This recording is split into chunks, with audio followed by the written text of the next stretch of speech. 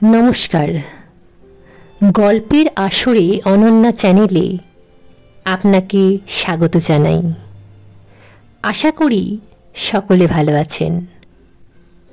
আজ শোনাব ঠাকুমার ঝুলি থেকে ব্রহ্মদৈত্যের গল্প। এক অতি দরিদ্র ব্রাহ্মণ আর তার বউ ছিল। ব্রাহ্মণ ভিক্ষে করে যা কিছু পেত তাতে অতি কষ্টে তার দিনপাত হতো। যে গায়ে ব্রাহ্মণের বাড়ি সেই গায়ের কাছারিতে একদিন জমিদার এলেন। ব্রাহ্মণ জমিদারের কাছে ভিক্ষে পাওয়ার আশায় গেল। ব্রাহ্মণ জমিদারের কাছে গিয়ে দেখে কি সেখানে গায়ের মাথাওয়ালা সব লোক বসে রয়েছেন আর মহা হইচই পড়ে গিয়েছে। ব্যাপারখানা কি? অল্পক্ষণ পরেই ব্রাহ্মণ জানতে পারল যে সেই গায়ের উত্তর দিকে যে একটা খুব বড় অশ্বত্থ গাছ আছে, সেই গাছটায় নাকি ভূত থাকে। দিনের বেলায় সেখানে রাখালেরা গরু চড়াতে যায় বটে, কিন্তু রাত্রে কেউ সেদিকে যেতে পারে না। অনেক দিন আগে রাত্রে এক গোয়ার গোবিন্দ বামুন সেই গাছতলায় গিয়েছিল, কিন্তু তাকে আর জ্যান্ত ফিরে আসতে হয়নি। ভূতরা তাকে মেরেই ফেলেছিল। আর সেই থেকে রাত্রে আর কেউ সেদিকে যেতে চায় না। জমিদারটি ছিলেন অল্প বয়সের। তিনি এ গায়ে এর আগে আর কখনো আসেননি। তিনি এই ভূতে অশ্বত্থ গাছের কথা শুনে বললেন, যে ব্যক্তি রাত্রে একলা গিয়ে ওই অশ্বত্থ গাছের একটা ডাল ভেঙে আনতে পারবে, আমি তাকে 100 বিঘে জমি বিনা খাজনায় বন্দোবস্ত করে দেব। 100 বিঘে জমি বিনা খাজনায় পাবার লোভ অনেকেরই হলো, কিন্তু রাত্রে সেই ভূত অশ্বত্থ গাছের তলায় গিয়ে গাছের ডাল ভেঙে আনার সাহস প্রায় কারোরই হয়ে উঠল না। তখন আমাদের সেই গরিব ব্রাহ্মণ ভাবতে লাগলো যে আমি তো অতি কষ্টে দিনপাত করি, যদি সাহস করে অশ্বত্থ গাছের একটা ডাল ভেঙে আনতে পারি তো 100 বিঘে জমি বিনা খাজনায় পাবো, চিরকালের মতো দুঃখ ঘুচবে। আর যদি ভূতের হাতে মারা যাই তাতেই বা ক্ষতি কি? 2 দিন আগে নয় পরে মরতে তো হবেই। এদিকে যে অবস্থা, বুঝি না খেতে পেয়েই মরে যাব। এই ভেবে ব্রাহ্মণ জমিদারকে বলল, বাবু যদি অনুমতি করেন তো আমি যেতে রাজি আছি। জমিদার বললেন, আচ্ছা, তুমি যদি আজ রাত্রে ওই অশ্বত্থ গাছের একটা ডাল ভেঙে আনতে পারো তাহলে আমি যা বলছি তাই করব। তোমার 100 বিঘে খুব ভালো জমি আমি বিনা খাজনায় দেব। ব্রাহ্মণের কথা শুনে সেখানে আর যেসব লোক ছিল তারা তো হেসে উঠল। কেউ কেউ বলতে লাগলো, বামন নিশ্চিত খেপেছে। ব্রাহ্মণ বাড়ি ফিরে গিয়ে ব্রাহ্মণীকে সব কথা বলল। ব্রাহ্মণী সে কথা শুনে ব্রাহ্মণকে মাথার দিব্যি দিয়ে এমন কাজ করতে বারণ করল, কিন্তু ব্রাহ্মণ সেসব কথায় কানই দিল না। তারপর রাত্রি হলো। খাওয়া দাওয়ার পর ব্রাহ্মণ তো সেই ভূত গাছের দিকে চলল। খুব সাহসে ভর করেই ব্রাহ্মণ যেতে লাগলো। যেতে যেতে সেই অশ্বত্থ গাছ থেকে এক রশি তফাতে যে একটা বকুল গাছ ছিল, সেই বকুল গাছতলায় এসে ব্রাহ্মণের ভারী ভয় হতে লাগলো। তার মনে হলো বুঝি ওই অশ্বত্থ গাছ থেকে ভূতগুলো তাকে মারতে আসছে। ব্রাহ্মণ বেচারা হাতে পইতে জড়িয়ে দুর্গা নাম জপ করতে লাগলো আর থরথর করে কাঁদতে লাগলো।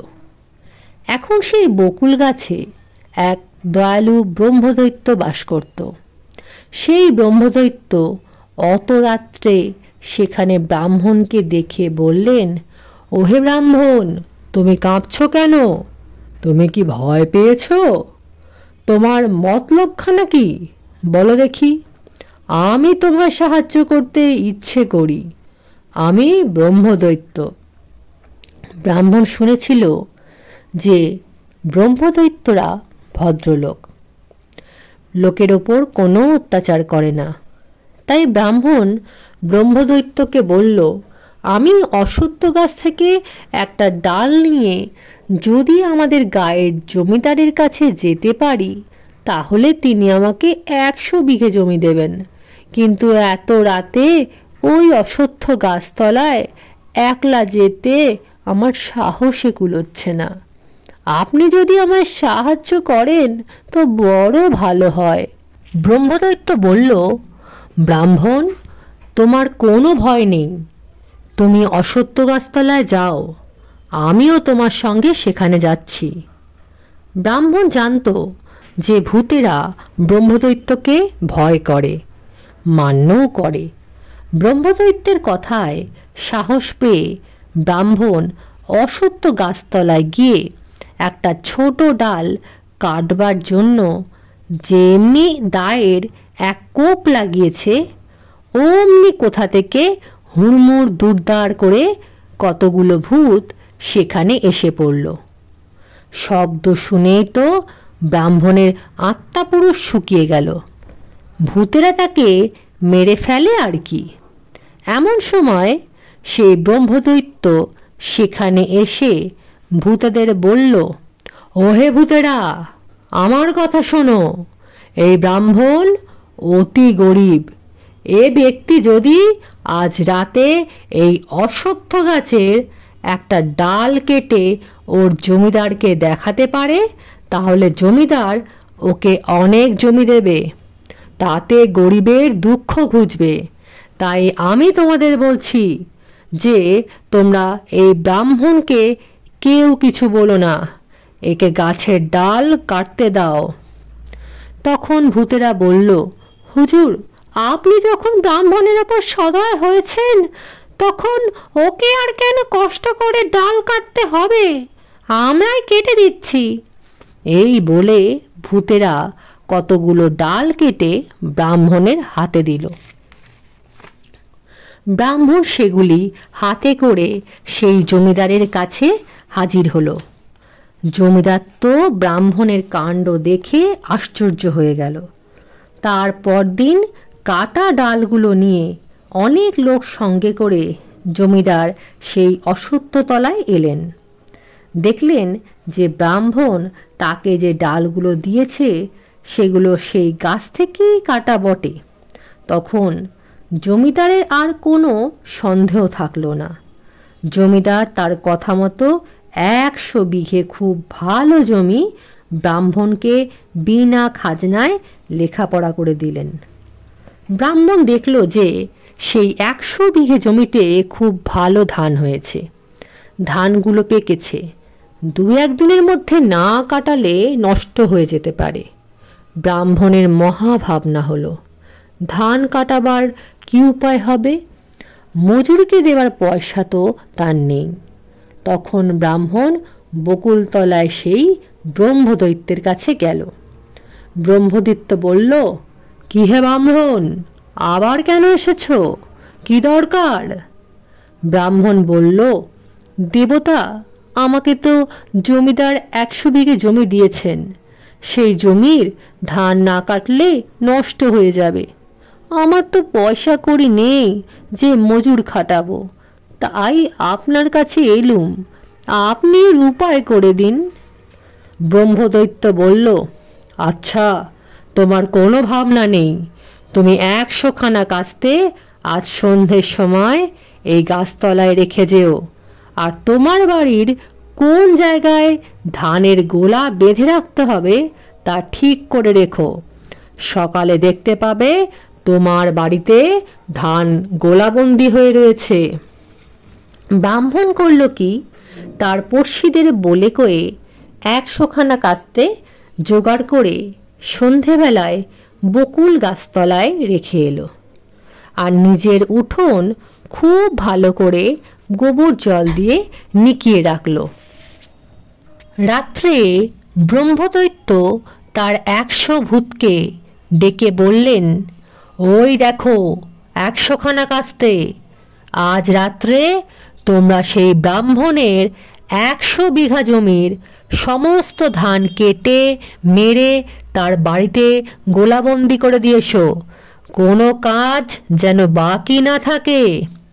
ভূতেরা চিয়াঁকে চিয়াঁকে বলে এক একজন এক আধখানা কাস্তে নিয়ে ব্রাহ্মণের জমির ধান কাটতে লেগে গেল। 100 বিঘে জমি, এক এক ভূত 1 বিঘে জমির ধান কাটতে লাগলো।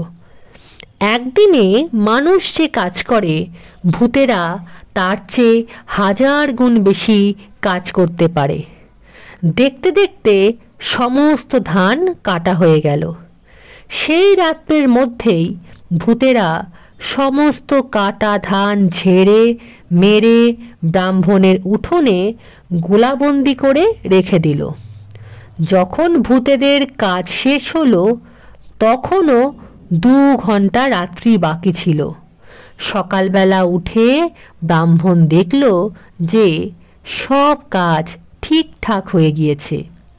ব্রাহ্মণ সেই ধান বিক্রি করে অনেক টাকা পেল। সেই টাকা দিয়ে ক্রমে ঘর দালান তৈরি করে সেখানে বাস করতে লাগলো এবং সুখে স্বাচ্ছন্দ্যে ঘরকন্না করতে লাগলো। নমস্কার, এতক্ষণ শুনছিলেন ঠাকুমার ঝুলি থেকে ব্রহ্মদৈত্যের গল্প। এরকম আরও অনেক গল্প শুনতে সাবস্ক্রাইব করে রাখুন গল্পের আসরে অনন্যা চ্যানেলটি। খুব শিগগিরই আসছি আরও অনেক নতুন গল্প নিয়ে। ততক্ষণ ভালো রাখুন ও ভালো থাকুন। নমস্কার।